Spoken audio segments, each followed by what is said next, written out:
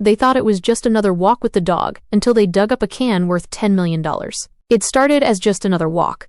John and Mary took this path almost every day. The hills were quiet that afternoon in 2013. A soft breeze, the sound of their dog's paws crunching on dry leaves. Life felt ordinary, predictable, but as they rounded the bend near the old tree, their dog stopped. He sniffed at the base of the trunk, pawing at the dirt. Mary's eyes caught something strange, a dull red shimmer peeking out from the ground. "John," she called, her voice curious but cautious. "What's that?" John knelt down. The soil was loose, easy to push aside. He brushed it back and saw the curve of an old metal can, rust eating at its sides. It looked like trash until he lifted it. It was heavy.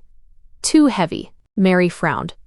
"What's inside?" John pried at the lid. With a sharp crack, it popped open, and there, under a thin layer of dirt, was the gleam of gold. At first, they didn't believe it. Surely it was a joke, maybe old tokens or some kind of prop. But when John picked one up, the weight told him the truth. This was no fake. Their hearts started to pound. The air felt different now. Charged, electric. They didn't say much. They just looked at each other and began to dig. A few feet away, Mary's shovel hit something solid. Another can. She pulled it up. Inside, more gold. One can became two. Two became three. They worked in silence, the only sounds, the scrape of metal on earth and the clink of coins shifting inside the cans. By the time the sun began to set, they had uncovered 8 cans. 8 metal containers that had been buried for more than a century. When they counted the coins, they could hardly speak. 1,427. Most were $20 double eagles, their surfaces still shining after all those years. The dates told a story, 1847 to 1894. It was like the coins had skipped time entirely, untouched by the world. Sleep didn't come easily. Every creak in the house made them wonder, should they tell someone? Should they hide them again? The thought of what they had found was thrilling, but also terrifying. The next morning, they decided to seek expert advice, quietly. When the coins were examined, the verdict was staggering. The value wasn't just in the gold, but in their rarity and condition. More than $10 million worth. But with the truth came questions. Who had buried them? Why here? Theories swirled. A gold miner, hiding his fortune from thieves.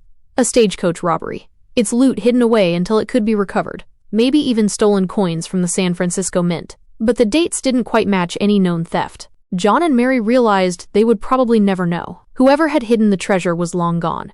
All that remained was the hoard itself, and the mystery it carried. They kept the location secret. Even today, no one knows exactly where the Saddle Ridge Hoard was found. The coins were eventually sold, some ending up in museums, others in the hands of private collectors. But for John and Mary, it was never just about the money. It was about that moment under the old tree, when an ordinary walk became a doorway into history. And maybe that's the real magic of the Saddle Ridge Hoard, the reminder that sometimes treasure isn't in far-off lands or deep oceans. Sometimes it's right beneath your feet, waiting for you to find it. So the next time you're out walking and you spot something glinting in the dirt, stop. Look closer, because you never know. Your life could change in a single moment, just like theirs did.